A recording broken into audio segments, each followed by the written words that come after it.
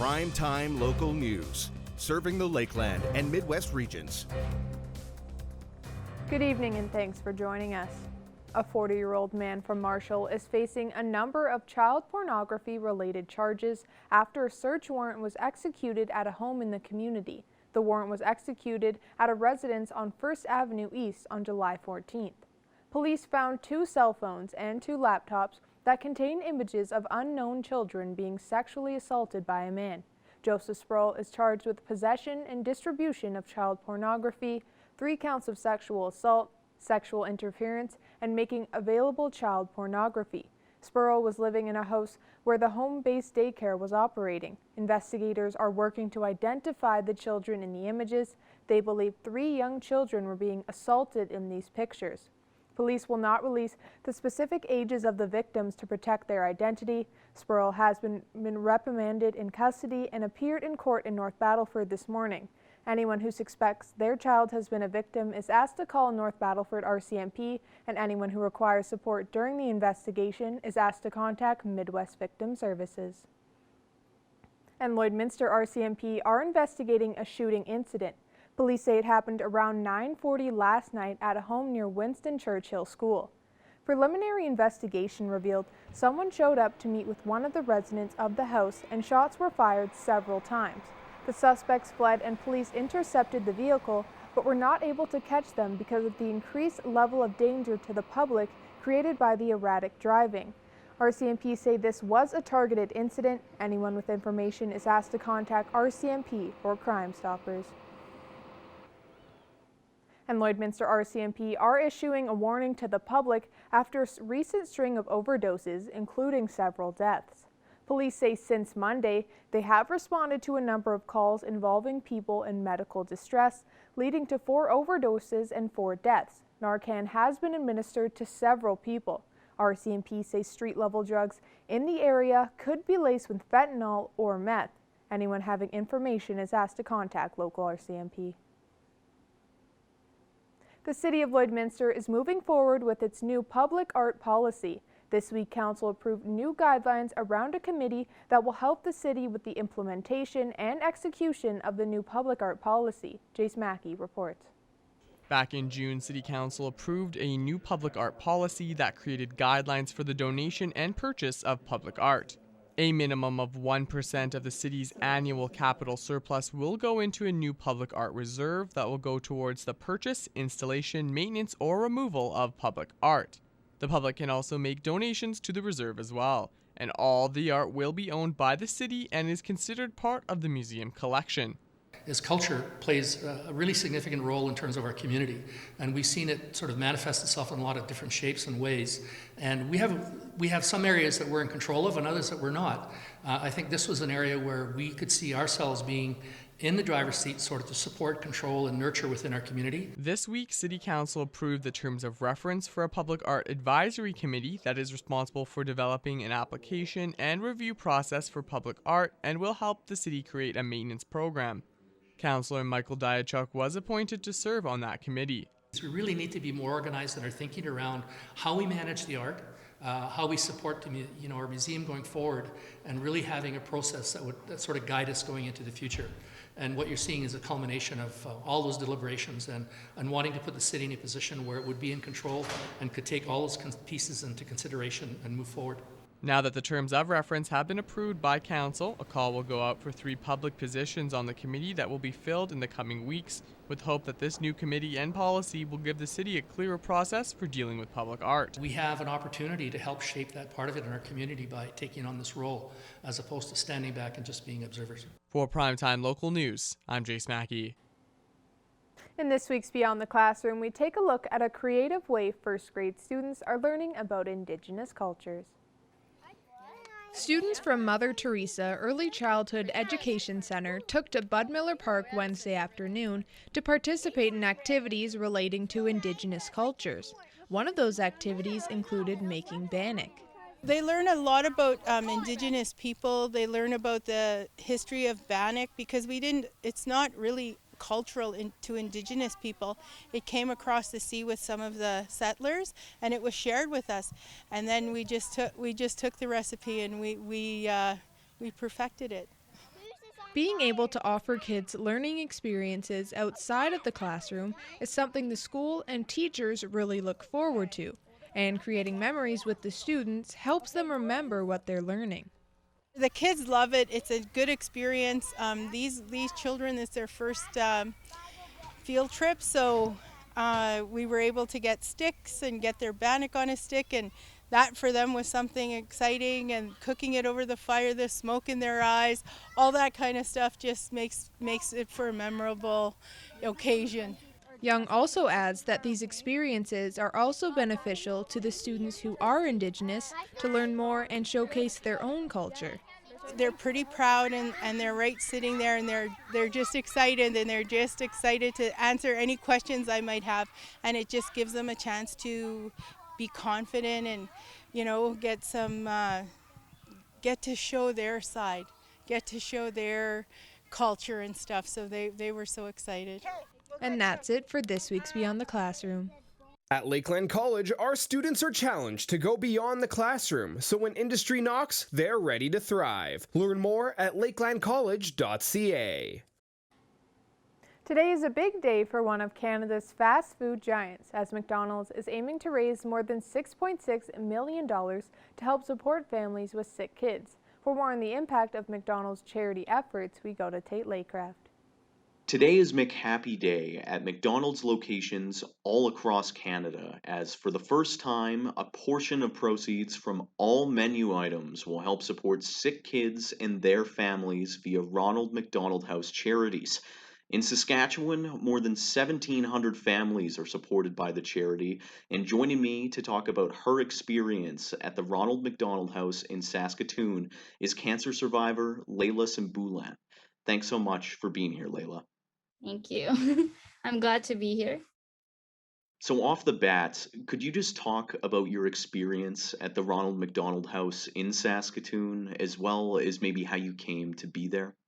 Yeah, so last year I was diagnosed with cancer, which is mine was specifically osteosarcoma, which is the cancer of the bone. The same cancer as Terry Fox. I always like to explain it like that. But yeah, I was 17 at the time, and it was obviously a shock for me and my whole family because I was very healthy and very young. So everyone was kind of shocked to learn about it. But yeah, we ended up going to Saskatoon at the Ronald McDonald House because I live around about 3 hours away from Saskatoon. So we didn't want to keep going back and forth. And the Ronald McDonald House took us in. And honestly, my experience there was just amazing. The environment there was really beautiful. That house itself was really beautiful. And it was also crazy to think they took us in. Like last year was the COVID-19 pandemic, and back then it was pretty new and everyone else was still in panic basically, but they took us in still, and we were so grateful. And it became very special to me. The people there became basically family. And I always remember being very sick from treatments, and I looked forward to going home to the house rather than being in the hospital for weeks. I always look forward to that environment there. And every time I had good news from the doctors, I even was excited to tell the staff about it, and they cheered me on every step of the way. And I was very lucky to have them. Even now when we're back in Saskatoon, I always want to go see them, go visit them, because that's how close we all became. And the house itself, there's always activities. I remember at Christmas time, they would even sponsor you, or you get gifts on Christmas time. And obviously for me, I was a little older, but I saw how big of a difference it made for smaller kids, especially getting their toys, and you get to choose whatever you want. And it was really awesome. And also another thing that I always remembered is their dinner program. They have amazing cooks that cooked every other day.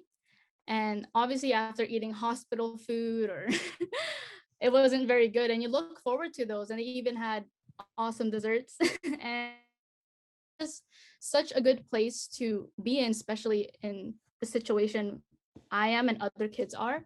It's just overall such a good environment to be in. And I can't even explain it other way or another word except amazing. So yeah. And as you said, prior to getting help from the charity, you and your family had to drive 3 hours each way, there and back, just to get to your medical appointments.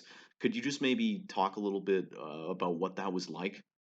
Yeah, before the Ronald McDonald House, yeah, we would. We would even have to book hotels, and you could imagine how um a struggle that was financially, because every night would be like a lot of money. But the moment the Ronald McDonald House took us in, it was such a big weight off our shoulders for sure.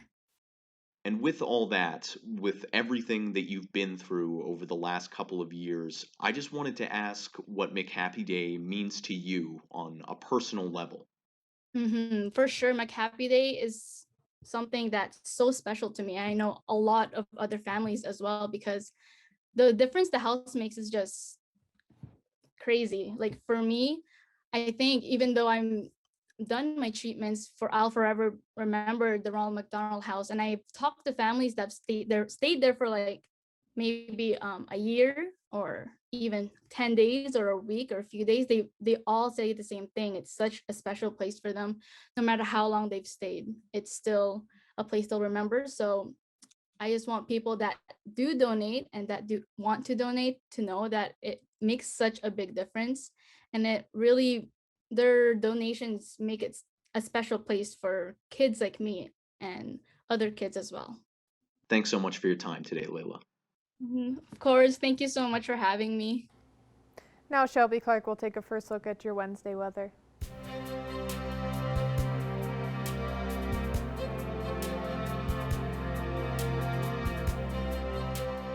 Perfect. Thanks so much, Jazz. And now taking a first look at your weather forecast for here in the border city, we are sitting at 20 degrees with a mix of some sun and clouds. So hopefully everybody's enjoying this nice warm weather today, because we will be cooling down quite a bit tomorrow, as you'll see later in my forecast. Now taking a look at temperatures across the region of Alberta and Saskatchewan, most places are sitting at that 18-19 degree mark. Cold Lake and St. Paul are a bit cooler there at 17 degrees, while Provost is the warmest there at 23. Over on this end here, Isla Cross is at 18, as well as Pierceland is at 19 degrees. Green Lake is at 21, while Meadow Lake is a bit cooler there at that 15 degree mark. St. Walburg is at 20 degrees as well, and Maidstone and Macklin are at 23 and 25 degrees, while North Battleford is at 24. North Battleford overnight will be going down to a low of 9 degrees tonight with a little bit of cloudy skies, but tomorrow they will be cooling down as well to a high of 15, but they will be seeing sunnier skies tomorrow. Now over in Cold Lake overnight, they'll be going down to a low of 7 degrees, but with a little bit more clear skies there. So we are seeing a bit warmer temperatures than we were seeing earlier in the week, but tomorrow they will be going down to a high of 13 as well, but they will be seeing sunnier skies. And now tomorrow for kids in the border city, they will be going to school at a high of 7 degrees with a lot more sun up in that sky. And as they go through their day there, they will be warming up just a couple degrees warmer there. And by the time the school day is out, it will be a high of 14 with a mix of sun and cloud for all the kids out there in school. And now taking a look at our 3-day forecast for here in the border city. Thursday, we'll be seeing a high of 14 and a low of 7 degrees. As I was saying, it will be cooling down just a bit on Thursday with a little bit more sun there. So hopefully that sun will keep that day warmer tomorrow on Thursday there. And Friday, we'll be starting off this weekend with a high of 20. So warming up on Friday with a low of 0 there. So we are getting cooler temperatures for our lows as we get into the fall season. But we will be seeing nice temperatures for this weekend. And Saturday, we'll be seeing a high of 21 degrees and a low of 10 in the middle of the weekend there. And we will cool down a bit, as you'll see in my next forecast on Sunday. That's our first look at your weather forecast. We'll have more news coming up after the break. A number of local charities are teaming up with Willpower for a year-long campaign to show Canadians the power of giving. Our Shelby Clark spoke with one of the charities for more details. I'm speaking with Brant Wheeler with the Lloydminster Region Health Foundation to speak on this new campaign coming to Lloydminster that your foundation, along with 3 others, will be taking part in. And now this campaign is with Willpower. What's all involved in this? Well, Shelby, the Willpower campaign was started by the Canadian Association of Gift Planners. And the idea behind Willpower is to encourage Canadians to leave a gift in their will to charities. Now, currently, about 5% of Canadians leave a gift in their will. Their goal over 10 years is to increase that to 8.5% of our population. Now, sounds like a small number, but that would equal $40 billion to charities. What all local charities are involved in this campaign with your foundation, and why do you think they chose to do this? Well, there's, I think, charities from every sector across Canada. They did a pilot campaign, first of all, in the Toronto-Hamilton area. But of course, the Lloydminster Region Health Foundation that I represent is in the health sector. Lakeland College, who we partnered with here in Lloydminster, and their Vermilion campus as well. They're in the education sector. Big Brothers, Big Sisters, of course, that speaks for itself. And also the Alberta Cancer Foundation. There's a specific to the Lloydminster Cancer Ward in our hospital. Would you be able to expand more on what the main goal is in this campaign? Yeah, certainly. So the idea behind Willpower came through, people had a feeling like they could look after their loved ones in their will, or they could gift to charity. Now, the whole push behind this campaign is that you can do both. So if you have a favorite charity, but you also want to look after your loved ones in your will, you can certainly do that. And that's, you'll see in the advertising and any of our social media posts that, certainly giving to family and leaving something behind for your family is so important to everyone. But if you have a favorite charity, this campaign encourages you to consider leaving a gift in your will to that charity. How did the idea originally come up to start this campaign with these 4 local charities? Yeah, well, right off the bat, the Willpower campaign, as I said earlier, was there was a pilot project last year, and we inquired immediately because I felt there would be a big impact for our charity as well. And I know Big Brothers and Sisters as well did the same thing, Cancer Foundation and Lakeland College. So there was a lot of interest around that. Every one of us had what's called a legacy giving portion to our giving and to our donors. And so this just is such a good fit for all of our charities. For Canadians and Lloydminster residents, of course, that are interested in this campaign, where can they find more information about this online, and where can they support this? Yes, I'm glad you asked. It's very simple, willpower.ca. So that will take you right to the Willpower website. And from there, you can search by your location. So Lloydminster, of course, in our case, or you can choose by sector. There's many different ways to search. And there's also a calculator on there. So you can actually work with that and see how you can impact the charities that you'd like to help. Perfect. And is there anything else you want to add for people to know about concerning this, Brent? Yes, for those that have some questions or are just not sure which way to go to start this process, I would encourage them to talk to their lawyer, their accountant, or their financial advisors. And those people can certainly help them make the decision and see what works best for their own personal situation. Perfect. Well, thanks again for joining us today. Thanks very much, Shelby. Now here's a look at your stock market prices for today.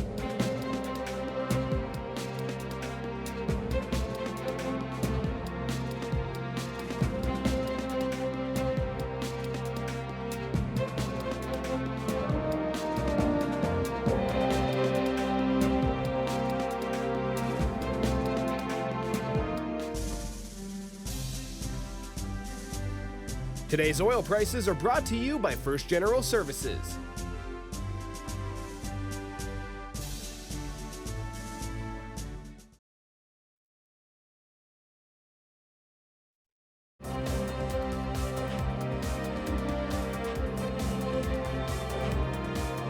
Welcome back. As harvest winds down, farmers are finding out how much this year's drought impacted their crop yields. Jillian Code has the story. Farmers across Western Canada have been applying for financial support after a hot and dry summer saw their yields decrease by almost half. We are seeing a decrease up to, I believe, 40% compared to last year based on some recent numbers that I've been looking at. So for sure, farmers are experiencing greater impact to their cash flow. Agri-recovery funding was made available for livestock producers across the prairies who experienced feed shortages due to the drought. The funding hasn't been extended to grain producers. I'm very comfortable and very confident that the programs that we have in place for the grain sector are there, and so there is opportunity for the grain sector to, if they make the business decision to be in crop insurance, and they also still have agri stability. And we think with the removal of the reference margin limit that we did, obviously will greatly enhance that sector as well. The Alberta Wheat Commission started facilitating a farm cash advance program for Western Canadian grain farmers in 2020. We actually saw a 71% increase this year compared to the last year since we started offering farm cash to our producers. Huron says they anticipate higher application rates in future years as more grain farmers are looking for support. As we are increasing the awareness of this program starting year 1 to year 2, we see producers are utilizing this program more in comparison to previous years. Jillian Code, Primetime Local News. Here are your agriculture prices for today.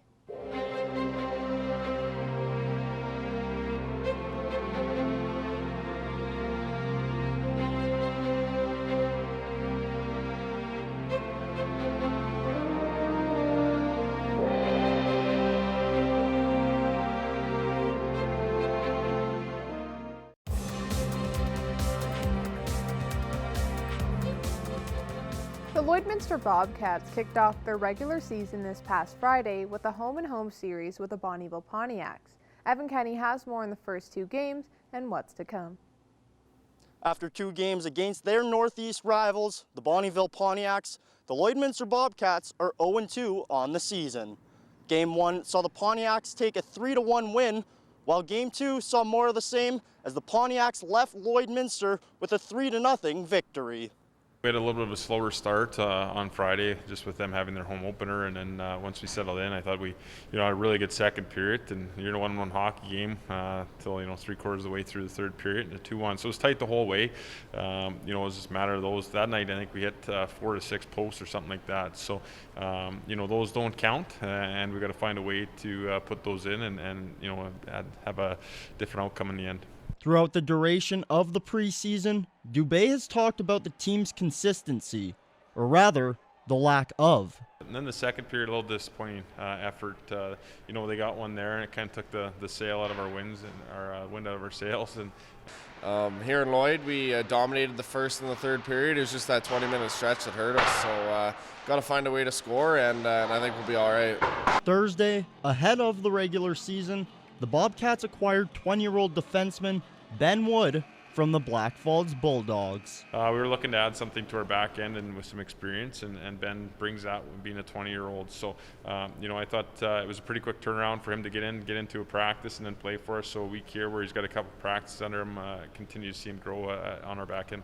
It was different for sure, like coming from Black Falls and then coming straight here and getting hopped right in the lineup. It was good. Keep a roll going, and hopefully we can get a couple good outings against Spruce Grove this week. The Bobcats will now start a 3-game series against the Spruce Grove Saints. Heading into the season, the Saints were ranked as Canada's top junior hockey team. The 2 teams will face off in Lloydminster Friday night at 7:30. Evan Kenny, Primetime Local Sports.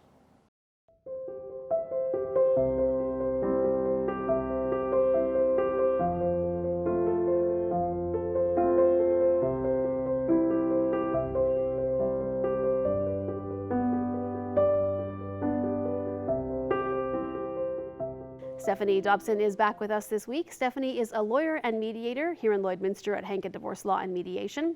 It's for another episode of Healthy, Thriving Families in 2 Homes. So Stephanie, today we're going to be talking about traveling, specifically when you're going through separation and divorce and traveling with kids. So what should parents be thinking about when they're going to travel with their kids if they're going through a separation and divorce process? Well, this topic, of course, we're talking specifically about separation and divorce, but really what we're talking about is when children are traveling, when they're either accompanied only by one parent or guardian, or when they're unaccompanied. So what we want to talk about here is we're going to focus on two things. Number one is what kind of travel is allowed. And the second thing is what kind of documentation should parents be thinking about when they're looking to travel. So first of all, what kind of travel is allowed? So first, what we want to do is look into your parenting plan. So that parenting plan may be a separation agreement that's been agreed between the parents, or it may be a court order. But oftentimes when I'm building separation agreements, I'll specify exactly what travel is allowed and what's not. So are you free to travel when you have the children? Do you need to give some kind of notice to the other parent? Is there restrictions on geography? Can you travel outside of the city, outside of the province? Do you have to give notice or ask permission? So those kind of things. So every family has a different comfort level with parents individually traveling with the children. So it's really best to prepare ahead of time and to be specific in your parenting plan. So then second, we'll talk about the documentation that's needed. So there's no legal requirement for any specific type of documentation to carry when you're traveling with your children, but the more documentation that you have to prove that this particular travel is permitted is better. So if you're traveling domestically, there's not going to be a border patrol at the at the provincial border to say, are you allowed to travel? But it's still a good idea if you're flying to provide those kind of travel consents. But when you're traveling internationally, definitely you're going to want something that proves to a customs or immigration officer that this travel is allowed. And now, further to that, Stephanie, let's get into that a little bit more. If you are traveling outside of Canada with your children and it is just the one spouse, what type of documentation should you be looking at having with you, even if it's just as a backup? So I always recommend have a consent to travel form. Now there's nothing specific. There's all sorts of different forms out there. Sometimes travel agents have forms. Transport Canada has a form. Yeah, lawyers' offices will have specific forms that can be notarized to help people as they're looking to travel. And so the point of the form is the more information that you have on the form to prove to whoever you need to, the airlines, the customs, whomever, the police if necessary, that you have this particular travel is allowed, the better. So names of the children, names of the parent who's providing the consent, so the non-traveling parent, name of the parent who's traveling, birth certificate numbers if you have them, and handy, and passport numbers if you have them handy, is really good. Now, on that particular form, there's also no requirement, no particular witnessing requirements. Anyone who is of the age of majority can witness these travel forms. I highly recommend, though, that the travel form be notarized by a notary public. Now, if you go into any law office, as lawyers, we're all notary publics automatically. And so it's the more degree of formality that you give, the less likely that you're going to have a hassle at the border. When should parents look into getting these forms signed? How far ahead in advance of the trip, or is this something you should just kind of always have with you? Well, it's best if you can have a specific travel form for that specific vacation or the travel. There are opportunities to provide a general consent to travel, as in, this parent can travel anytime to any place, but and signed by the non-traveling parent. But it is best to have something specific for that travel, just for the travel dates itself. Now, what I always recommend is the earlier that you can get that form signed, even before you finalize the booking of that travel, the better. Worst case scenario, you're in the airport trying to tell a customs officer that you're taking your children to Disneyland, and the customs officer says, sorry, ma'am, the form is not complete, or it's not valid or authentic enough. And then they just put you through a bit more of the ringer to try to make sure that there's no cross-border travel that's been prohibited, or that's not been, the consent hasn't been given by the non-traveling parent. So I always say it's really simple to get these forms done. I'll break it down into 3 really simple steps. Provide the information on the form. Get the non-traveling parent to attend at a lawyer's office to get that form notarized, and then the form gets delivered to the traveling parent. So really simple, and it's really easy to make sure that you don't end up with travel that ends up having no consent, a week or 2 before the travel. All right, Stephanie. Well, thank you so much for speaking with us today. That's a lot of good information for those who might be traveling here coming up anytime soon. So thanks for joining us again, and we'll speak with you again next week. Thanks. Talk to you soon.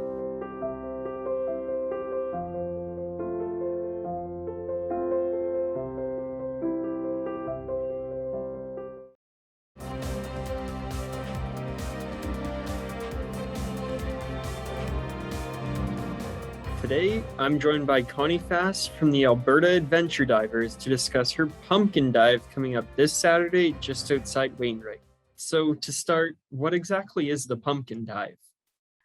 Pumpkin dive is a scuba diving event where we take pumpkins, go underwater and carve them, and then we have official judges that judge who has the best pumpkins. We start with a mystery dive, which the purpose is so that new divers can see where they want to carve their pumpkin. But we always throw a little mystery game in it too. How did this event originally start? Actually, we looked this up. We started 27 years ago. We've been carving pumpkins. Some of the original people still come regularly to the event. It was started as a double dog dare, you bet you can't do this. And how many participants are you expecting for this year's dive? This year we already have about 30 participants. It's a bit weather dependent. We can add another 10 pretty quick or drop 10 if it turns out to be snowing that day.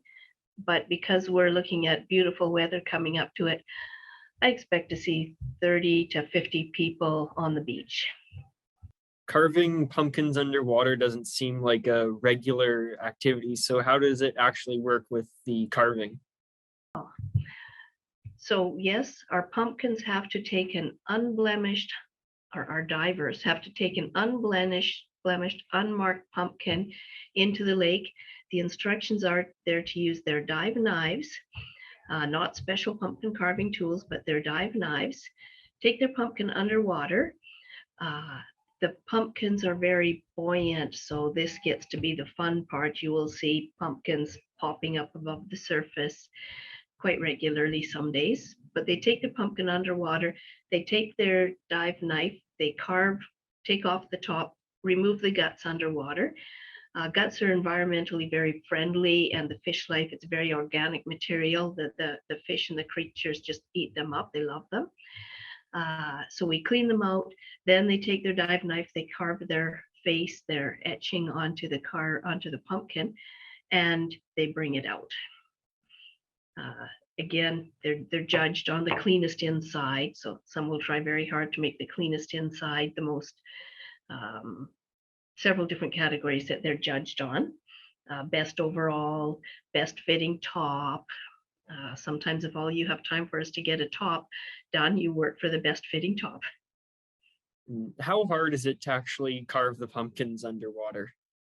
Oh, it's a challenge because you have to imagine you're in your thick wetsuit or your dry suit. You're wearing warm, thick gloves to keep you warm. You're using a dive knife, which is not really an elegant tool for carving. So there's a lot of challenges to it, but the biggest challenge is keeping that pumpkin underwater because it's so buoyant, it just wants to float. So in your buddy team, one's going to be holding it down while the other carves, and then you trade off positions. It's a challenge. I call it a challenge, and a fun challenge more than difficult. What's the whole atmosphere like at an event like this? We're outside. There's no the COVID. We can be on the beach socially distant. So it's something that everyone can do. Underwater, there's no COVID problems because you've all got your own sorts of breathing air. So it's purely a fun event. The divers go out and have fun, laugh about their adventures and misadventures. We have surface support. There's always 15 to 20 people on the shore that are helping put on gloves and stuff. And it's just a very social, fun event. And I think that's what's made it so popular that we've survived 27 years is we're all out there to have fun. Nice way to kind of bring the dive season to an end because by now it's starting to get colder and darker, and it's just a nice way to bring the dive season to a fun end. And where does the event take place this year? The pumpkin dive is at Clear Lake Public Beach near Wainwright, Alberta. Apparently there's about 3 Clear Lakes in Alberta, so we always direct people to the one near Wainwright. Our registration starts at 10 o'clock. We do our safety briefings and are telling them what the event goals are. And then they're in the water for the first dive by about 11:30 and second dive by about 1:32. And we're wrapped up and our judges are judging by about 3:30. And taking a final look at your 7-day forecast here, Thursday will be cooling down quite a bit after through the night into tomorrow to a high of 14 with a mix of sun and cloud. But tomorrow on this weekend, Friday this weekend, we will be warming up to a high of 20 on Friday and a high of 21 on Saturday, cooling down a bit up to a high of 15 on Sunday. So enjoy that nice warm weekend as we head into the fall season. Monday will start off warmer next week with a high of 23 there with a lot more sun. And Tuesday and Wednesday we'll see a high of 21 on Tuesday and a high of 17 on Wednesday.